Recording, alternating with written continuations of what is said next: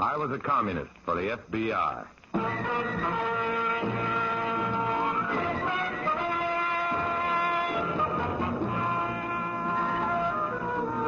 Starring Dana Andrews in an exciting tale of danger and espionage. I was a communist for the FBI.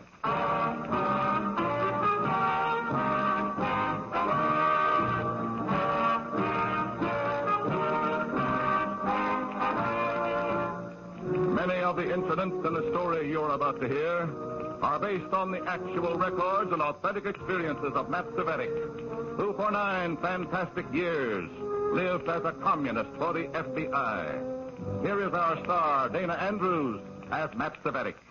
I spent 9 long years living a lie called communism, and it was a frightening experience. Many a time I wanted to rush up to you on the street, mister, and grab hold of your coat and shake you and yell, "Can't you see what's going on? Don't you realize what they're trying to do to our country and to you and your wife and kids?" I didn't do it because I knew that at that time you wouldn't believe me.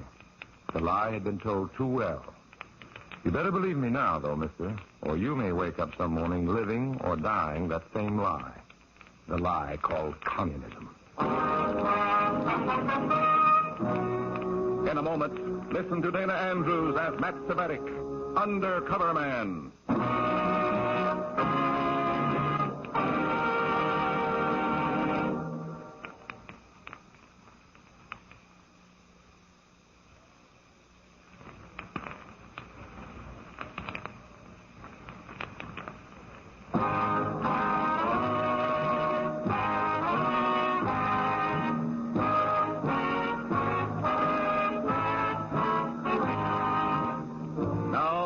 Dana Andrews as Matt Cvetic, Undercover Man.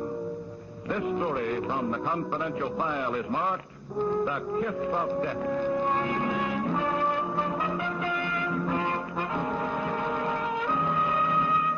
Constant tension is the lowest price you pay for being a communist, even a communist for the FBI. Wherever you go, whatever you do, you feel that you're being watched, spied upon, and that the Central Committee is getting a constant stream of reports on what you do, who you see, even what you eat. It's party discipline, self-enforced by fear. I have a date with an FBI agent, and as I walk to the meeting place, I'm haunted by the sense of being followed. For no tangible reason, my heart beats faster, my blood pressure pounds in my temples. I duck in and out of arcades, checking my back trail. I see no one that I recognize. Still, I'm out of breath when I round the last corner and find my FBI contact waiting for me in the car. After a last look over my shoulder, I get in the car beside him, and we take off. Think someone was following you, Matt? I always think someone's following me. Nothing new then, huh? Nothing spectacular, anyway. We had another cell meeting since my last report. Getting more frequent, aren't they? Yeah, but nothing's happening. Nothing of any great importance, at any rate. At this last meeting, we took in 3 new members and were notified of another special assessment. Well, there have been a lot of assessments lately, haven't there? Yeah, and they've all been ordered by the State Central Committee instead of by national headquarters. State, huh? Any indication of what they're for? Oh, not yet. Well, if they're building up a war chest, they may be going to back some candidate against Senator Stewart. Oh, he's too strong. They wouldn't waste the money. The fact is, they seem to have given up on Senator Stewart. What? Well, the word's come down to lay off the character assassination. Then they have a new idea they think is better. Could be. Has to be. They'd never give up on any man in public office who's done them as much damage as Stewart had. You're probably right. Check into the reason behind these special assessments, Matt. Maybe there is something spectacular cooking.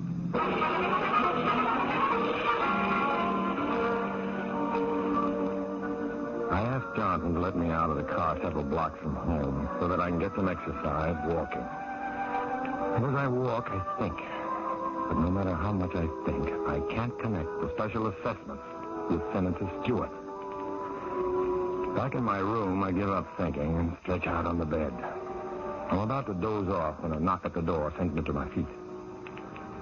It's Comrade Hobart, my cell leader, with a message that will eventually lead me to the reason for those special assessments. Sorry to disturb your rest, Comrade Cvetic. Why, I wasn't asleep.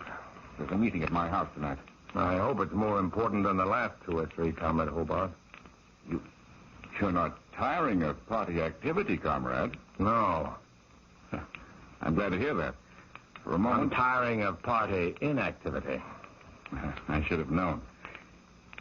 There are plans in the making, Comrade Cvetic, which should satisfy even your craving for action. What are they, Comrade?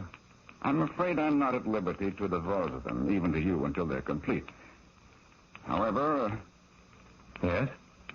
I can almost promise that they will be complete before tonight's meeting. Be sure to be there.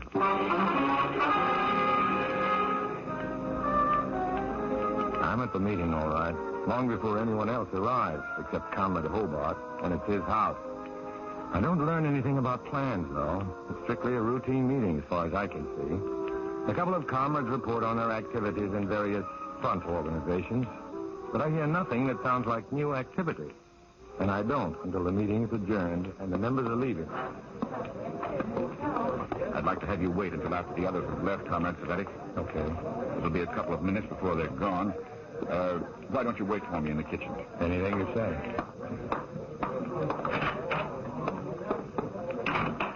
Hello. Comrade Corbin, did you know that the others were leaving? Well, I hope they were. I was asked to wait, too, Comrade Cvetic. Any idea as to what it's all about? No more than you. Maybe not as much. I couldn't even guess. And wouldn't if you could, huh? Well, the others are gone, comrades. We can be on our way now. On our way? Where are we going, Comrade Hobart? We're driving to the state capitol for a conference of the state central committee. Right now? Immediately, Comrade Cvetic. I received a phone call just before you arrived this evening, advising me that the plans I mentioned to you are complete. So can you tell us what they are, Comrade? Sorry, Comrade Corbin, I don't know the details.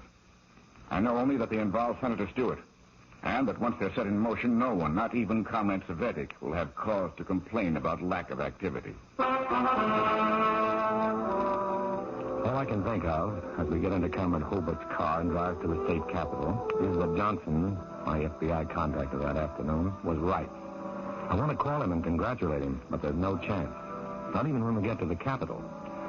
Nordstrom, the chairman of the state central committee, has waited up for us. He gives us the word and sends us back home that night. I still can't see why Nordstrom wouldn't let us stay overnight. There's less chance of our being spotted by the FBI at this time, Comrade Corbin. But if the plan is... Comrade Cvetic is right, comrade. The essence of the committee's plan is timing. A premature exposure would ruin everything. Do you like the idea, Comrade Cvetic? I think it can be very effective, Comrade Hobart. Very effective. However, as you just said, a premature exposure would defeat us completely. Completely, comrade. That is why the committee took the precaution of having us drive to the capitol at night and gave the details of the plan only to us 3. No one else will know? No one. But we're to use other party members. We will tell them what to do, not why they do it. Well, in that case, if details of the plan should leak out, one of us must be guilty. Obviously, Comrade Cvetic. Well, why the sigh, comrade? Relief, I guess, Comrade, knowing that we needn't worry about betrayal. It would be extremely unpleasant for anyone who betrayed this plan, comrade. It is the perfect formula for giving Senator Stewart the kiss of death. If the Central Committee's plan works, it is the perfect scheme for eliminating Senator Stewart from public life. In fact, if it is not exposed prematurely, it can be used against any political enemy of the Communist Party. And only 3 of us, Comrade Hobart, Comrade Corbin, and I, know the details. As soon as we get back to our city, I call the FBI and report. But Johnson can give me no help at the moment. Oh, this is big, Matt. I know that. Too big for any snap judgments. You'll have to play it by ear until we have a chance to try and formulate a counter scheme that can be used without exposing you. Any suggestions? None except to redouble your usual caution. I'll get back to you as soon as possible.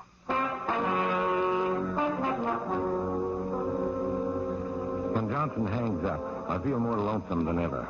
I hang around my room, hoping he'll contact me before I have to go to Comrade Hobart's house for another meeting. But he doesn't, and the tension begins to build again. Only 3 of us know the plan. Not many to share the suspicion if the plan is upset. I wonder if anyone saw me go into that phone booth or come out, or overheard me talking to the FBI. By the time I get to the meeting that night, I'm jumping at shadows, and the meeting is in progress. And now, comrades, we come to the real purpose of this meeting. Consideration of Senator John Stewart. In our efforts to eliminate this vicious enemy of the world's democratic and peace-loving peoples, we have suffered a serious defeat. Spurred by pandering editors of the captive capitalistic press, the stupid bourgeoisie have closed their eyes and ears to any criticism of Senator Stewart.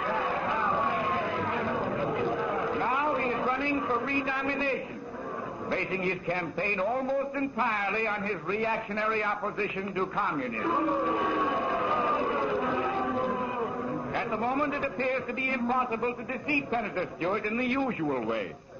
Therefore, our brilliant leaders have evolved a plan which will permit us to use Senator Stewart. To this end, our cell has been ordered by the State Central Committee to join forces with our enemy. Comrades!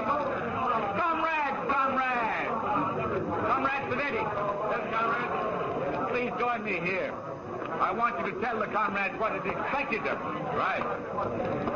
If you'll quiet down, I'll give you your orders. In the first place, we're not joining forces with Senator Stewart for the purpose of putting him in office. But Senator Stewart belongs to one of the major political parties. I don't see how we can possibly hope to capture an organization of that size. It isn't necessary for you to see, comrades.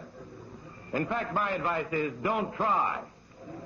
Better brains than yours or mine have worked out the details of this plan. And if each of us follows his orders unquestioningly, we cannot fail. I accept the rebuke, Comrade Cvetic. What are our orders? Well, that's better. The first thing each of you will do is to register as members of the Senator's political party. If you're registered in another party, change your registration tomorrow. Your next move is to join the ward club of the Senator's party in your ward and work hard for the renomination of Senator Stewart. This will defeat Stewart, Comrade Cvetic. If you follow instructions and work hard enough, comrade, we'll not only defeat Senator Stewart, we will have proved a weapon we can use successfully against any reactionary who opposes communism.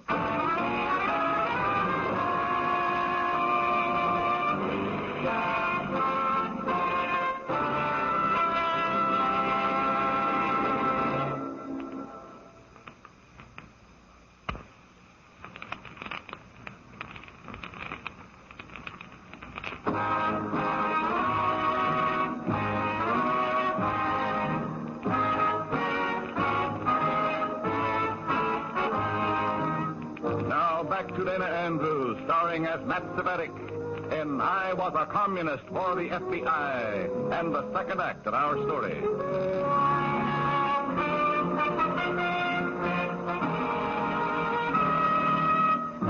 The strongest point of a dictatorship is that it gets things done.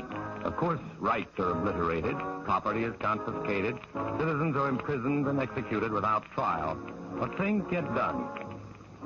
The dictatorship exerted over members of the Communist Party, even here in America, is no exception to that rule. 2 days after they received their orders, every member of our cell had registered as a voter in Senator Stewart's party. And meeting with Comrade Corbin and myself, Cell Leader Hobart reports that the State Central Committee is pleased. The committee is satisfied with the manner in which we have executed the preliminary step of the plan, comrades. I now have orders for the next step. The committee has furnished you with details, comrade? They gave us an overall plan, Comrade Cvetic. The details have been left to the three of us. First, there's a matter of timing. The committee wants the exposure to be made on the day before the election. That will allow every voter to hear that Senator Stewart has been actively supported by party members. And there won't be time for them to hear his denial. That's right. No one ever pays attention to denials anyway. People are much more interested in scandal. Some newspapers discovered that a long time ago. The next point is, perhaps even more important than the matter of timing, the method of exposure. I've been wondering how we were going to handle that without tipping the whole scheme. The committee has a scheme, brilliant in its simplicity, if we can work it out. Is that your if or the committee's, Comrade Hobart? Mine, Comrade Corbin. The committee permits no ifs. What's the plan? One of us is to establish contact with some important member of the group in Senator Stewart's own party, opposed to his renomination. After gaining this person's confidence, we'll furnish him with documentary proof of Senator Stewart's communist support and permit him to make the exposure. Just how are we to establish this contact, Saladova? That, Comrade Cvetic, is a detail that the committee has left to us.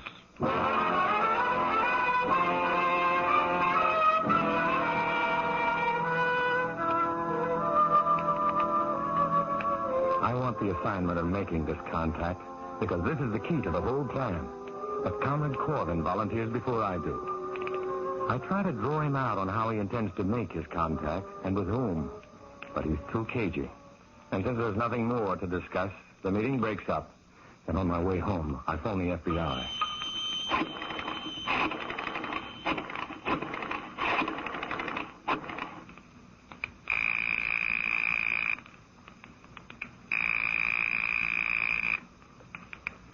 Johnson speaking.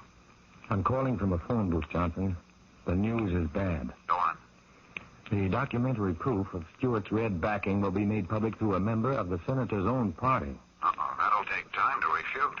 That's the plan. Who's a member of the senator's party who'll make the charges? I don't know. Comrade Corbin, the unfriendly witness, is going to make the contact. Oh, that helps. Shouldn't be hard to prove what he's up to. Yeah, once we know his contact. I don't have an agent available tonight, but I'll put a tail on Corbin first thing in the morning. Well, that should do it. In the meantime, if there's even the slightest change in the situation, phone.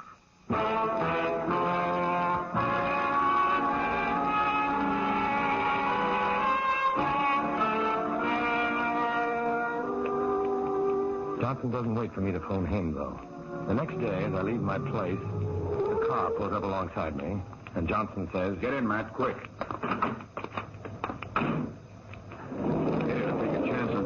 So close to home, Matt, but this is urgent. What happened? We can't find Corbin. What? I sent an agent over to his place early this morning. When Corbin didn't show by noon, the agent phoned his rooming house and learned that he checked out late last night. He must have been suspicious of my questioning. Something happened. Under the circumstances, Matt, I hate to ask this, because you may be sticking your head right into the lion's mouth. But we have to know where Corbin is so that we can trail him to his contact. Yeah. I'll see what I can find out, Johnson. Good. Has the Bureau figured out its counter scheme yet? Not yet, Matt. It's a tough problem, but I understand they're going to decide one way or the other sometime today. I'll probably be able to give you the word when you report on Corbin.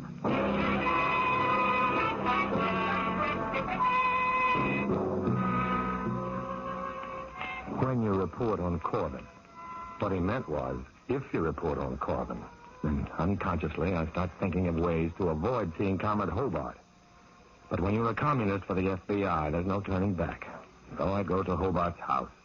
He doesn't act suspicious, so I lead the conversation around to Corbin. He's a valuable man, Comrade Cvetic. No question about that. And full of surprises. Apparently, he has an acquaintance in Senator Stewart's party opposition who just fits our plan. Has he said so? Not in so many words. However, he called me this morning to report that he had his contact and had moved.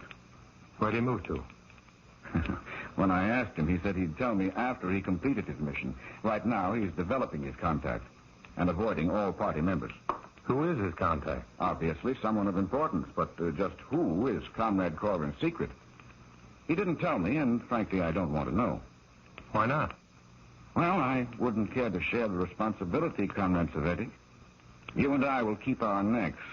Let Comrade Corbin keep his secrets.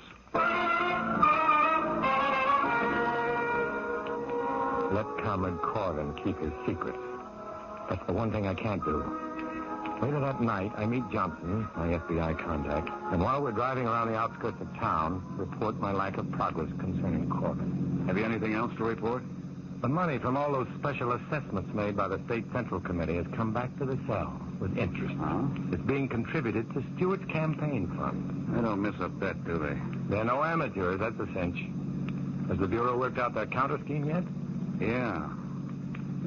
I don't like it, and neither will you. What is it? Well, it looks as though you're stuck, Matt.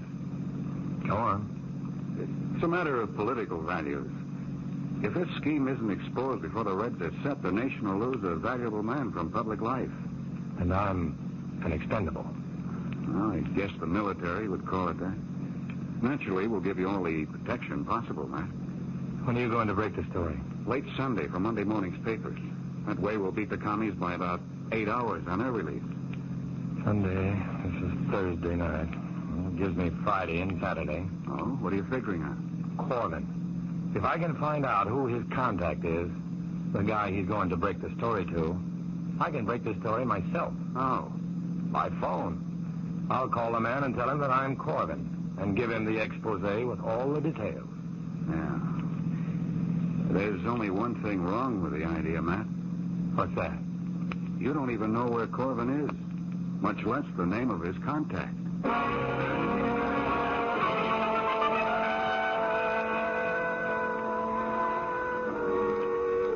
Johnson's right. I don't know where Corbin is, and I don't dare ask Hobart again. The tough part of it is I can understand the FBI's position, particularly after talking with Comrade Hobart the next morning. Everything is complete now, Comrade Cvetic. Our workers are publicly identified with Senator Stewart.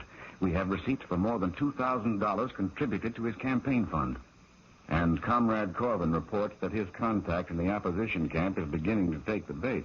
Well, I hope Corbin plays his hand right. If he puts out too much bait, his fish may bite before we are ready. I had that in mind when I told you that I wanted to know nothing about Comrade Corbin's operation. If anything goes wrong, he'll take the discipline.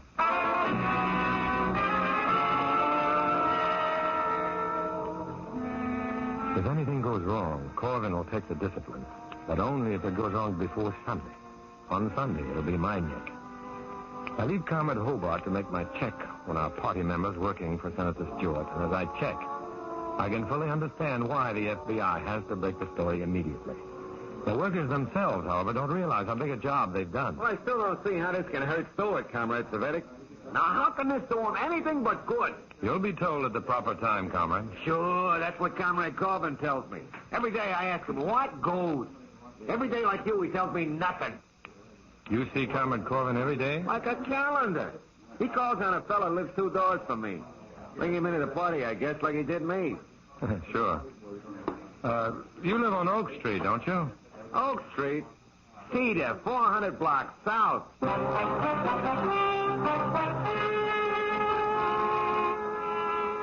As quickly as I can, without arousing suspicion, I get away from the talkative comrade and go to the 400 block south on Cedar.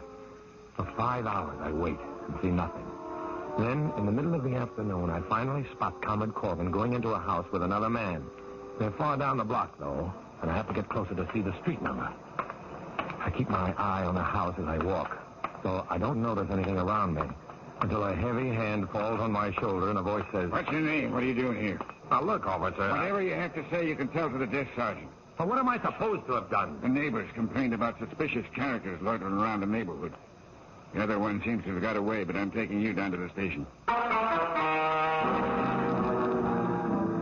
try to break away and make a dash to where I can get the street number of the house Corbin entered, but the policeman is too fast for me. Thinking of the way I've had my only chance to save myself from the red snatched out of my grasp, I blow my top and I try to fight my way free. But it's no use. The cop's a big man, and he knows what to do with his beef. The next thing I really know is that I'm locked in a cell, sore and bruised. Finally, hours later, the cop comes back. Yeah, you cooled off any, mister? Yeah. I'm sorry I blew up. Can I use a phone? Why, well, you're a lawyer, eh? No, that's just a friend. Okay. Stand back while I open the door. Come on out. Walk ahead of me. That way.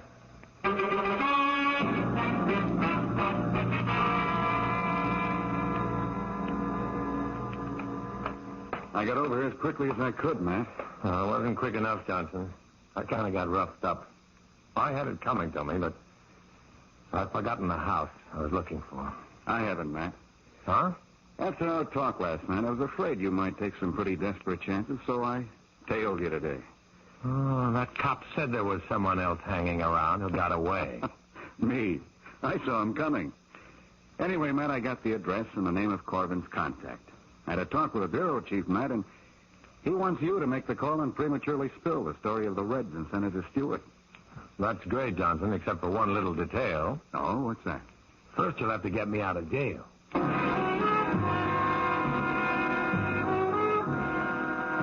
The party gave Comrade Corbin full credit for the premature exposure of the plot against Senator Stewart.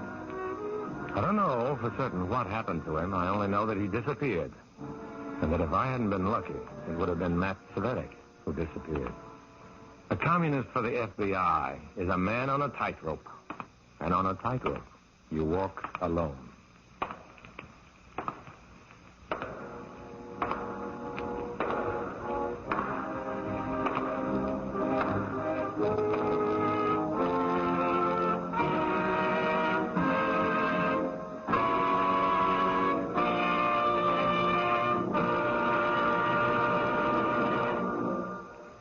Dana Andrews will return in just a moment.